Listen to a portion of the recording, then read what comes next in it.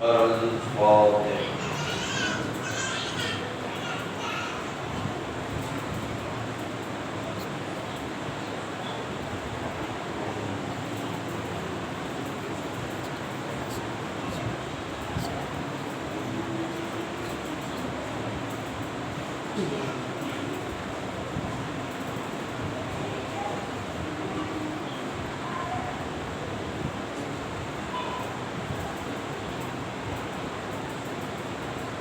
گزارش ہے کہ اللہ سورہ حمد تین دعا سورہ توحید کی تلاوت فرما کر محمد بھائی، قاسم بھائی، طبع کوثر، غلام عباس، صفدر حسین، بڑا صاحب، حسین رضا، عابد حسین، نثار حسین، حسین میاں، غلام حسین دنیا کی پورے سائنس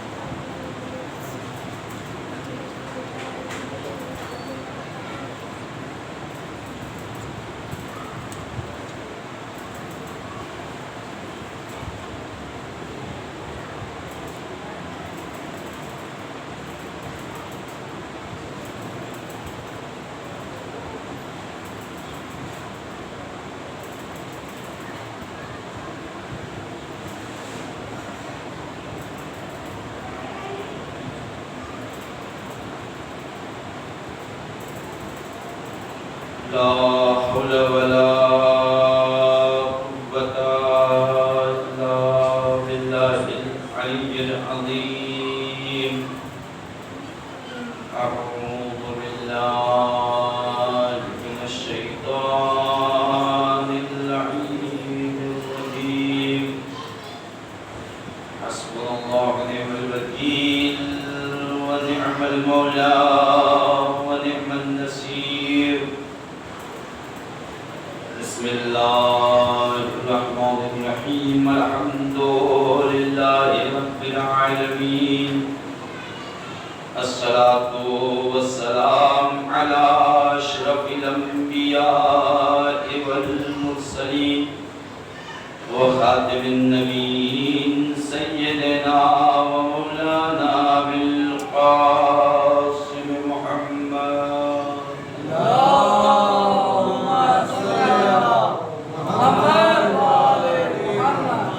وعلى أهل بيته الطيبين الطاهرين المعصومين المظلومين ولعنة الله على أعدائهم أجمعين من يومنا هذا إلى قيام يوم الدين.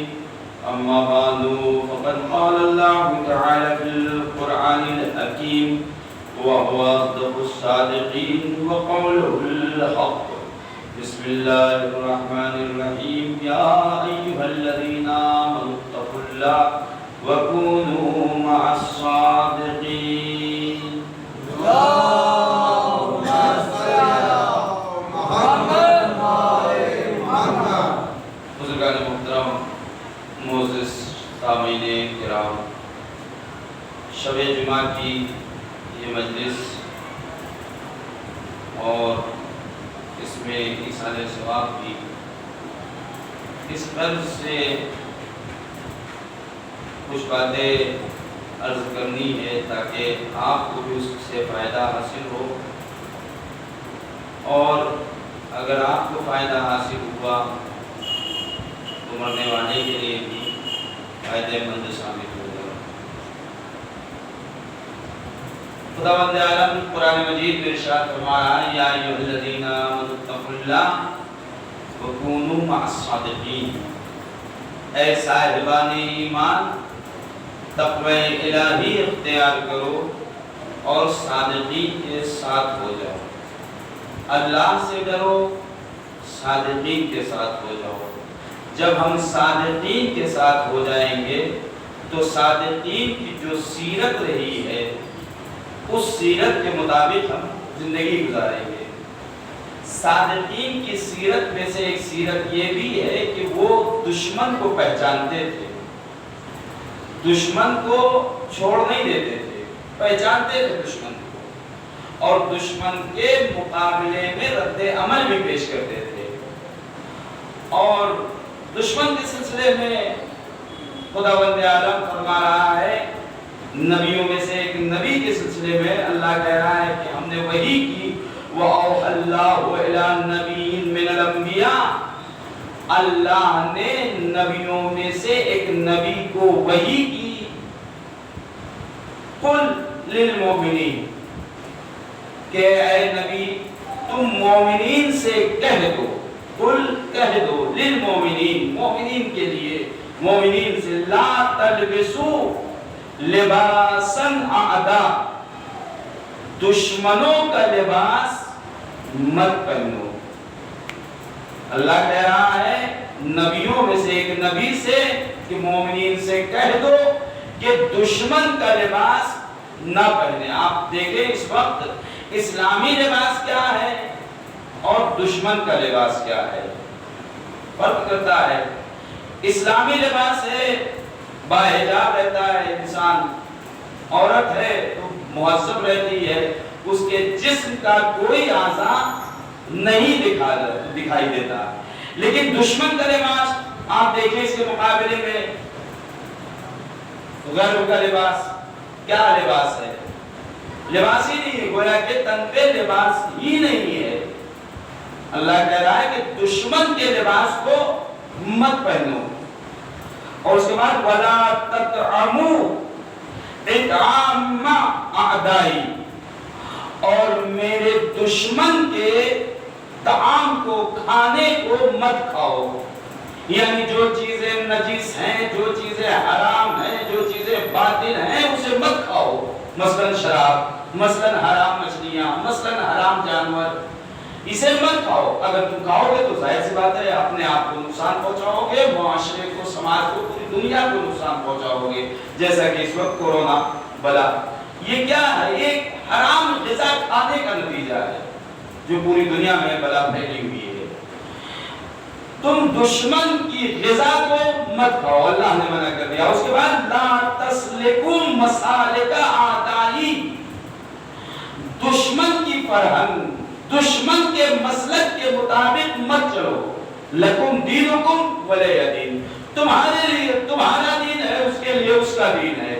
یہ نہیں کہ رواداری میں پتہ چلا پہنچے لگا لیا، رواداری میں پہنے ہوئے ہیں اور دکھائے، لگا کے دکھا رہے ہیں، یہ کیا ہے؟ یہ دین سے سودا ہو رہا ہے، یہ دین سے دشمنی ہے۔ اللہ کہہ رہا ہے نہیں، یہ مت کرو، دشمن کے لباس کو مت پہنو، دشمن کی غذا کو مت کھاؤ، دشمن کے مسلک کے مطابق مت چلو۔ میرے استاد فرماتے ہیں کہ میں ایک مرتبہ تہران گیا ہوا تھا تو میرے دوست نے نقل کیا کہ ایک بوڑھا شخص جا کے، ٹھنڈ کا مہینہ تھا، وہاں اکثر ٹھنڈ ہوتی ہے، ٹھنڈ کا مہینہ تھا، جا کے پہنا ہوا تھا، بازار میں جا رہا تھا، انگلش میں لکھا ہوا تھا، ایک نعرہ لکھا ہوا تھا، ہم جنس گرائی کا، یعنی جیسا کہ اروپا وغیرہ میں ہے، یورپ میں، کہ مرد سے شادی کر سکتا ہے، عورت سے شادی، اس کا نعرہ ہے، اس کی حمایت میں لکھا ہوا تھا۔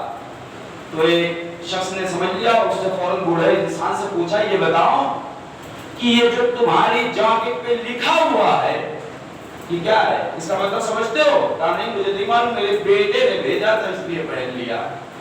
کہا اس کا مطلب یہ ہے کہ تم حمایت کر رہے ہو یورپ کے لوگوں کی، ان کی فکروں کی، جو ان کی فکر یہ ہے کہ مرد سے شادی کر سکتا ہے، عورت سے شادی کر سکتی ہے، کوئی قباحت نہیں، تم اس کا شعار بلند کر رہے ہو، تم اس کی حمایت کر رہے ہو، تم اس کا نعرہ لگا رہے ہو۔ جیسے اس نے سنا فوراً اتار دیا۔ اسی لیے کہہ رہا ہے اللہ کہ دشمن کے لباس کو تم مت پہنو۔ دشمن کے لباس حرام جانوروں کی تصاویر بنی ہوتی ہے، اسی طریقے سے اور تمام لباس آپ دیکھیں، فلمی دنیا سے نکلتا ہے لباس، فوراً اپنی فرہنگ بنا لیتے ہیں لوگ۔ اللہ کہہ رہا نہیں، ایسے لباس کو مت پہنو، اسلامی لباس، مرد ہو تو مرد والا لباس پہنو، عورت ہو تو عورت والا لباس پہنو۔ قرآن میں اللہ کہہ رہا ہے یا ایھا الذین آمنوا لا تتخذوا عدوی وعدوکم اولیاء، اے صاحبان ایمان، اے لوگوں، اے صاحبان ایمان، تم میرے دشمن اور اپنے دشمن کو دوست مت بناؤ۔ قرآن کہہ رہا ہے دشمن کو دوست مت بناؤ۔ تلقون الیہم بالمودہ، اور ان سے محبت کا ہاتھ مت بڑھاؤ، ہے نا؟ جو لباس بدلتا اور بال وغیرہ کاٹ لیتے ہیں نا دشمن، صلوات بھیجو محمد والے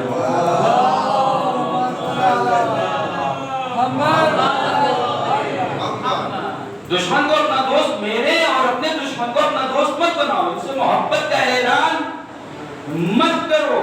کیوں؟ وَقَدْ كَفَرُوا بِمَا جَاءَكُم مِّنَ الْحَقِّ، اس لیے کہ انہوں نے انکار کیا ہے اس چیز کا جو اللہ کی طرف سے آیا ہے، جو کہ حق ہے۔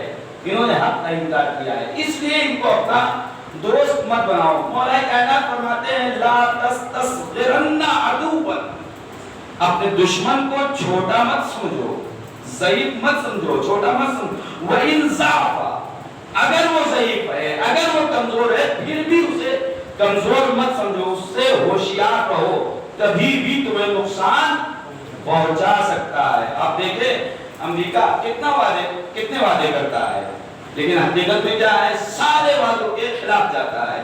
پوری دنیا سے آپ دیکھ لیجئے، جہاں جس چیز کا اس نے وعدہ کیا ہے، کبھی وعدے کے مطابق اس نے عمل نہیں کیا ہے۔ جناب ابراہیم کے سلسلے میں قرآن کہہ رہا ہے کہ جب جناب ابراہیم نے اپنے رشتہ دار کو، اپنے قریبی، اس میں قرآن میں تو والد کے سلسلے میں ذکر ہے، جب پہچان لیا کہ ان کے سلسلے میں، تو فلما تبین لہ انہ عدو للہ، جب ان کے واضح ہو گیا کہ یہ اللہ کے دشمن ہیں، تبرأ منہ، جناب ابراہیم نے ان سے براءت اختیار کی۔ اس کا مطلب کیا ہے؟ اس کا مطلب یہ ہے کہ دشمن فقط و فقط غیر نہیں ہو سکتا، آپ کے گھر میں بھی آپ کا دشمن ہو سکتا ہے، آپ کے سماج میں بھی آپ کا دشمن ہو سکتا ہے، آپ کے معاشرے میں بھی آپ کا دشمن ہو سکتا ہے۔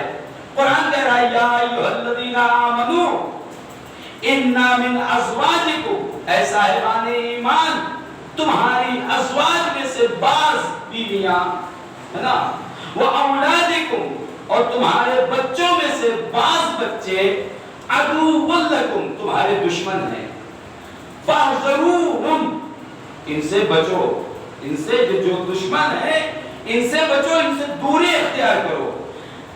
جناب حنظلہ غسیل ملائک ہیں، ان کو ملائکہ نے غسل دیا، لیکن ان کے والد جنگ احد میں دشمنوں کے ساتھ تھے، وہ جناب حنظلہ رسول اللہ کے ساتھ تھے۔ جناب نوح کا بیٹا کنعان دشمنوں کے ساتھ تھے، جناب نوح کا ساتھ چھوڑ دیا۔ جناب یوسف کے بھائی، جناب یوسف کے دشمن، مارا پیٹا، کنویں میں ڈال دیا، دنیا بھر کی اذیتیں جناب یوسف کو پہنچائی، بیچ دیا، غلامی میں دے دیا۔ یہ دشمن گھر ہی کا دشمن، باہر کا تو نہیں۔ اور اس کے بعد امام مجتبی علیہ السلام، امام حسن مجتبی علیہ السلام، گھر میں آپ کی بیوی نے آپ کو زہر دیا، جو ہوتا بھی تیرا شخص۔ امام ہادی علیہ السلام، ان کی بھی زوجہ نے ان کو زہر دیا۔ جناب موسیٰ کاظم علیہ السلام کی شہادت کا جو سبب بنا ہے، کون بنا ہے؟ انہی کے خاندان کا چچا زاد بھائی، ہارون رشید کو، محمد بن اسماعیل جس کا نام ہے، ہارون رشید سے مل گیا، اس کے بعد جو ہے سبب زمینہ بنا دیا جناب موسیٰ کاظم علیہ السلام کے قتل کا۔ تو دشمن صرف باہر کا نہیں ہو سکتا ہے، دشمن ہمارے گھر میں بھی ہے، ہمیں اس سے ہوشیار ہونا چاہیے، ہمیں اس سے بچنا چاہیے۔ اسی لیے اللہ نے فرمایا ہے فَمَن يَكْفُرْ بِالطَّاغُوتِ وَيُؤْمِنْ بِاللَّهِ، پہلے تم سرکشوں کا انکار کرو، پھر اس کے بعد اللہ پہ ایمان لاؤ۔ پہلے دشمنوں کا انکار کرو، طاغوت کا انکار کرو، شداد کا انکار کرو، نمرود کا انکار کرو، فرعون کا انکار کرو، جتنے بھی دشمنان الہی ہیں ان کا انکار کرو، اس کے بعد یؤمن باللہ، پھر اس کے بعد اللہ پہ ایمان لاؤ. کلمے میں پڑھتے کیا پڑھتے؟ لا الہ الا اللہ. کیا پڑھتے؟ لا الہ الا اللہ. یہ لا الہ یعنی پہلے تمام خداؤں کا انکار کرو، کوئی اللہ نہیں الا اللہ. اس کے بعد اللہ کا اقرار کرو. پہلے سب کا انکار کرو، اس کے بعد خدا وحدہ لا شریک کا انکار کرو. اور اس منزل پر دشمن کو جو سب سے زیادہ پہچانا ہے اور ہمیں روش بتائی ہے پہچاننے کی، وہ ذوات مقدسہ اہل بیت علیہ السلام ہے. انہوں نے دشمن کو اچھی طریقے سے پہچانا اور اس کے بعد ہمیں بتایا. جیسے کہ شہزادی فاطمہ الزہرا سلام اللہ علیہا کی زندگی،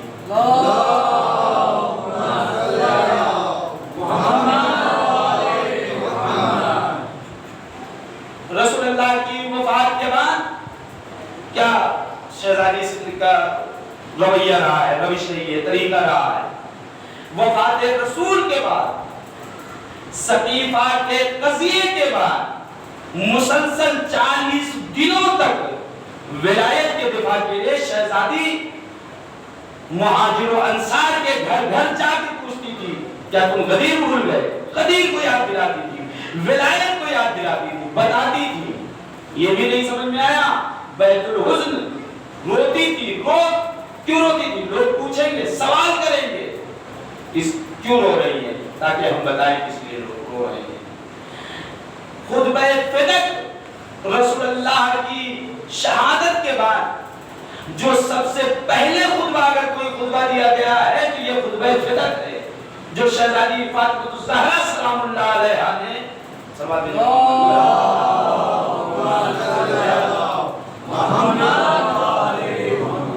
بڑے دربار میں دیا. یہ پہلا خطبہ بڑے دربار میں اپنے حق کا مطالبہ کیا. تو اس کا مطلب کیا ہے؟ یہ دشمن تھے جن کے سامنے شہزادی حق کا مطالبہ کر رہی تھی. خطبہ فدق کیا. فدق کیوں کر رہی تھی شہزادی؟ اس لیے کر رہی تھی تاکہ دشمن جو ہے، جو چھپا ہوا دشمن ہے، اس کا چہرہ آشکار ہو جائے، اس کا چہرہ کھل کے معاشرے کے سامنے آ جائے. آج جلالی اس نے جو کچھ بھی کیا ہے، اہل بیت کی شان میں جو گستاخی کی ہے، شہزادی کی شان میں جو گستاخی کی ہے، کیوں کی ہے؟ اس نے صرف اور صرف شیعت کے حسد کی وجہ سے، شیعت کی دشمنی کی وجہ سے اس نے ایسا کیا ہے. کیونکہ شیعت سے دشمنی ہے، اس لیے اس نے جو ہے ایسا کیا. صلوات محمد وعلی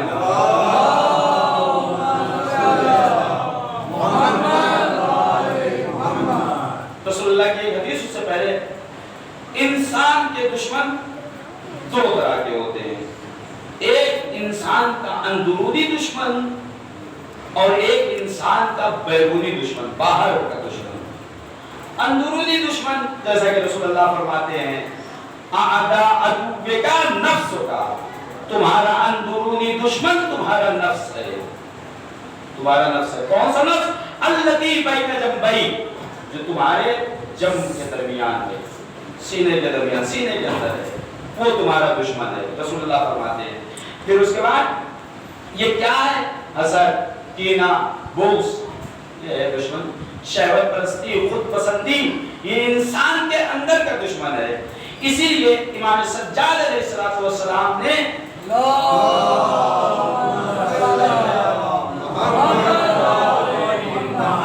صحیفہ سجادیہ کی 8ویں دعا میں اندرونی دشمن کی پوری توضیح پیش کی ہے.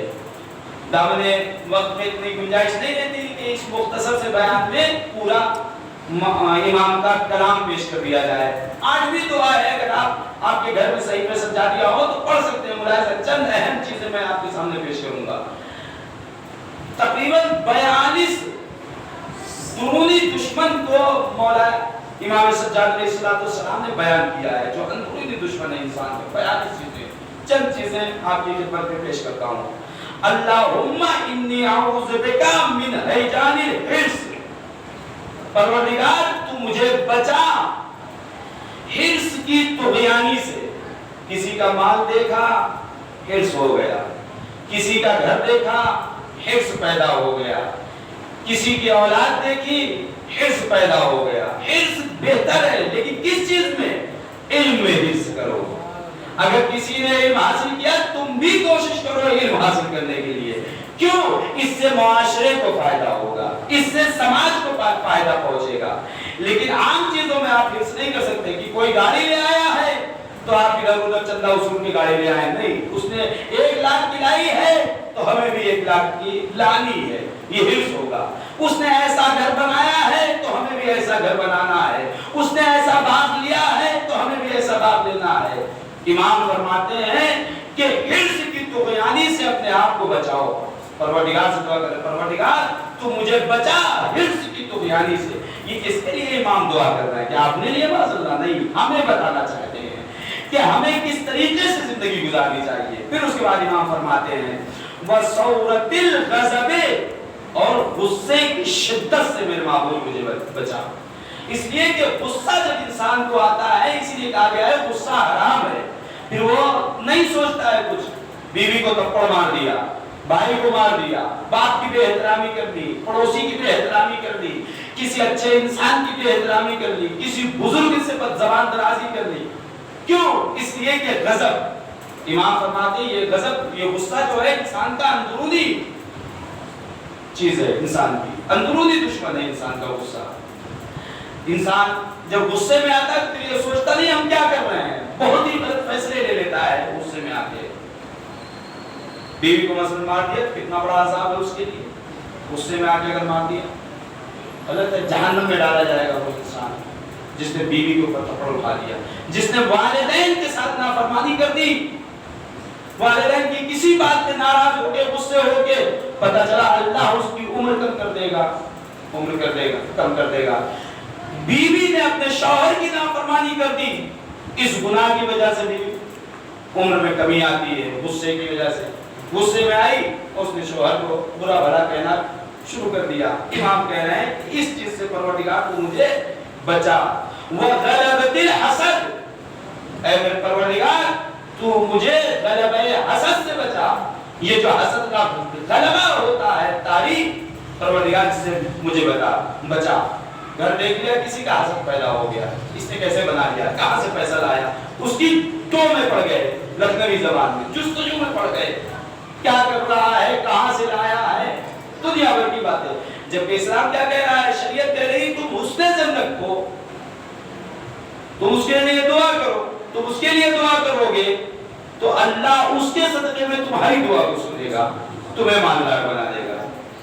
یہ نہیں تم حسد کرو اس کے مال کو دیکھ کے, اس کی اولاد کو دیکھ کے, اس کے جاہ و عشم کو دیکھ کے, اس کے منصب کو دیکھ کر, اس کی کرسی کو دیکھ کر, اس کے اقتدار کو دیکھ کر. نہیں, حسد کرنے کے لیے امام فرماتے ہیں یہ اندرونی دشمن ہے تمہارا حسد, اس سے تم اپنے آپ کو بچاؤ.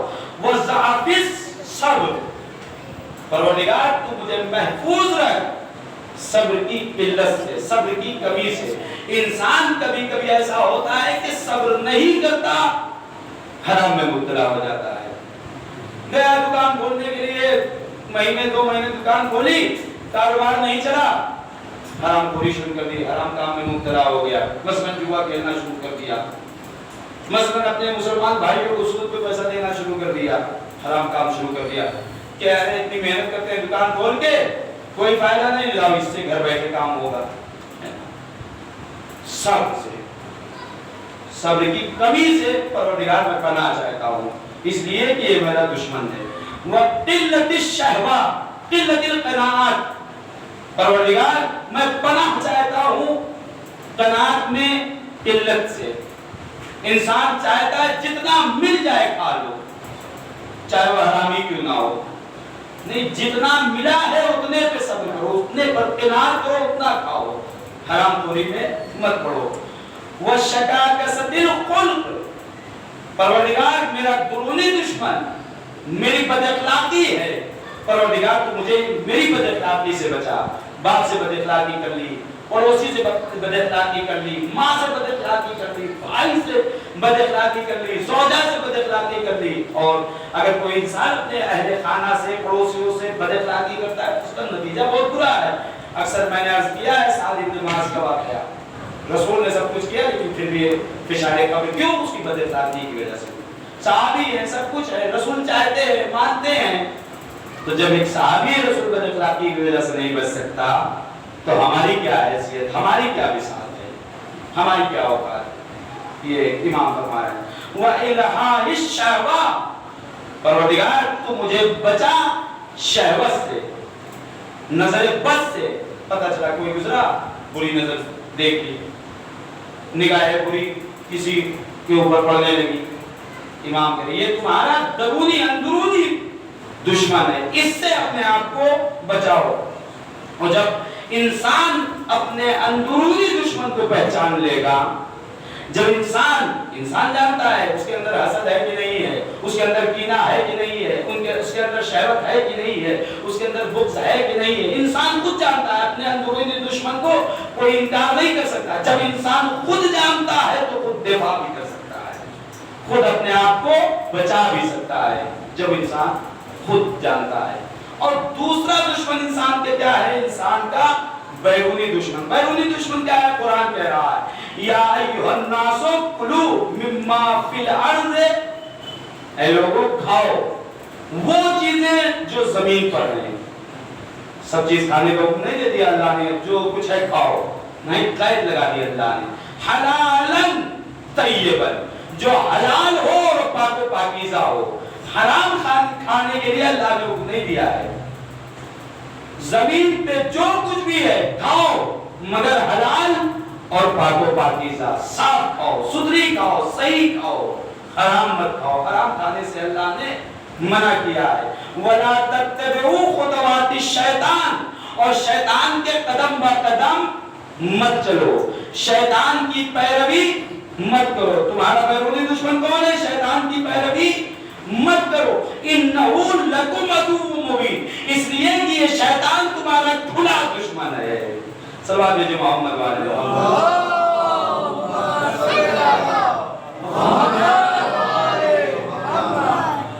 اور یہ شیطان انسان کو وسواس ڈالتا ہے، وسواس کی وجہ سے انسان گناہ میں مبتلا ہوتا ہے۔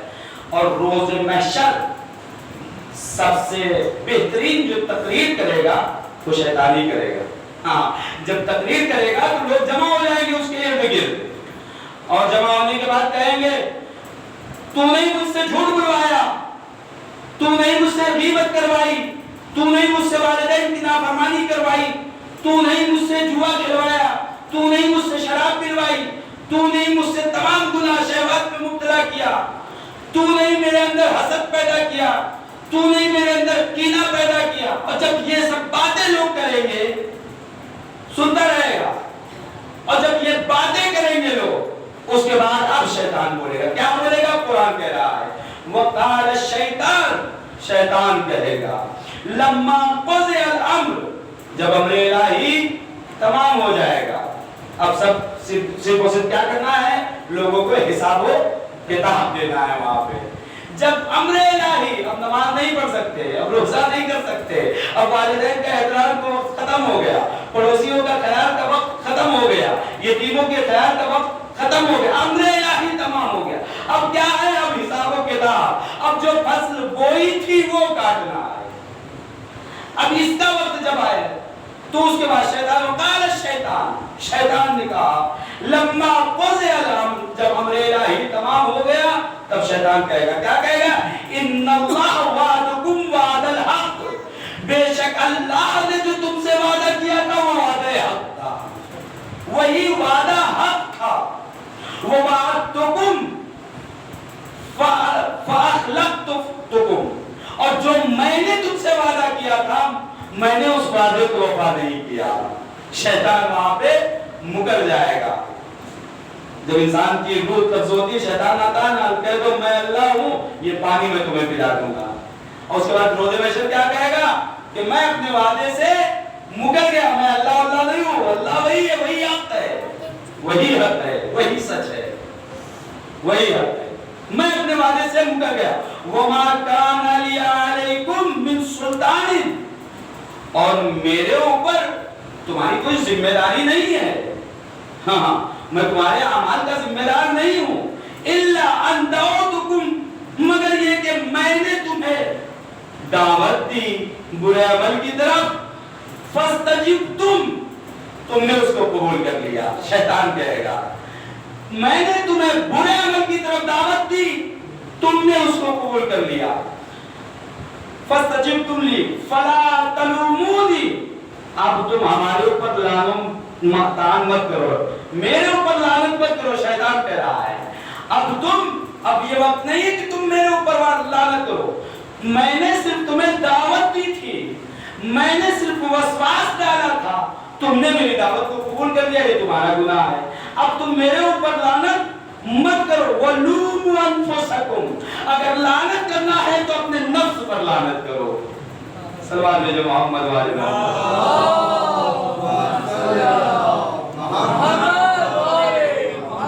اگر تمہیں لعنت کرنا ہے تو میرے اوپر لعنت مت کرو, اپنے نفس پر لعنت کرو.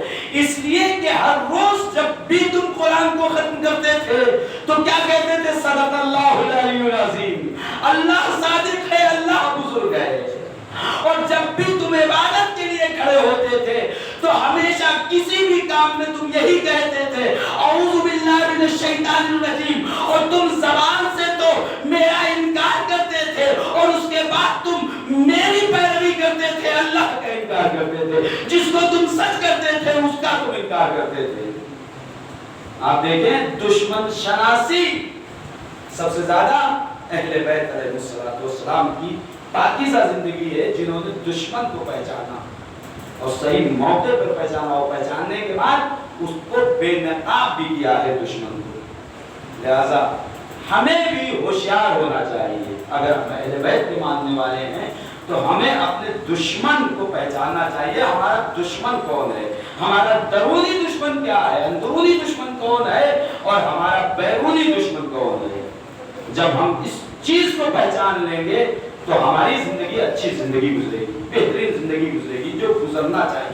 جس زندگی کو گزارنے کا حق ہے وہ زندگی گزرے گی. آپ دیکھیں امام سجاد علیہ السلام یزید کے دربار میں کیا کیا امام نے, جب الٹی سیدھی باتیں منبروں سے بیان کی جانے لگی تو امام نے کیا کہا کہ میں بیان کرنا چاہتا ہوں.